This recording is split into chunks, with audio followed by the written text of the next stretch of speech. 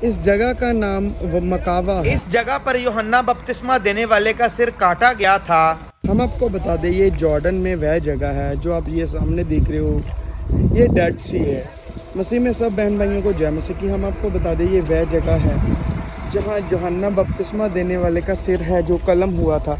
जैसा कि खुदा के वचन में लिखा हुआ है, हेरोदेस राजा ने भी उसकी चर्चा सुनी क्योंकि उसका नाम फैल गया था, और उसने कहा यूहन्ना बपतिस्मा देने वाला मरोहू में से जी उठा, इसीलिए उसने ये सामर्थ के काम प्रगट होते हैं।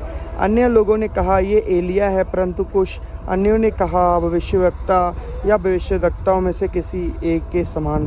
हेरोदेस ने ये सुनकर कहा कि यूहन्ना का सिर मैंने कटवाया था, वही जी उठा। हेरोदेस ने अपने भाई फिलिप्पुस की पत्नी हेरोदेस के कारण, जिससे उसने विवाह कर लिया था, लोगों को बेचकर यूहन्ना को पकड़वा कर बंदी गृह में डाल दिया था, क्योंकि यूहन्ना ने हेरोदेस से कहा था अपने भाई की पत्नी को रखना तुझे उचित नहीं। इसलिए हेरोदेस उससे हेरोदियास मतलब उसकी वाइफ उससे बैर रखती थी और ये चाहती थी कि उसे मरवा डाले, परंतु ऐसा ना हो सका क्योंकि हेरोदेस यूहन्ना को धर्मी और पवित्र पुरुष जानकर उससे डरता था और उसे बचाए रखता था, और उसकी बातें सुनकर बहुत घबराया था पर आनंद से सुनता था। ठीक अवसर आया जब हेरोदेस ने अपने जन्मदिन में अपने प्रधानों और सेनापतियों और गलील के बड़े लोगों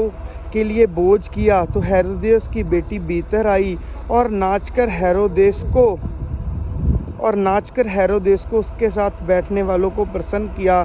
तब राजा ने लड़की से कहा, तू जो चाहे मुझसे मांग, मैं तुझे दूंगा।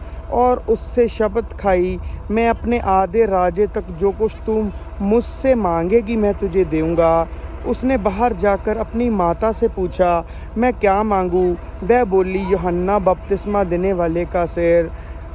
वह तुरंत राजा के पास भीतर आई और उससे विनती की, मैं चाहती हूँ कि तू अभी यूहन्ना बपतिस्मा देने वाले का सिर एक थाल में मुझे मंगवा दे।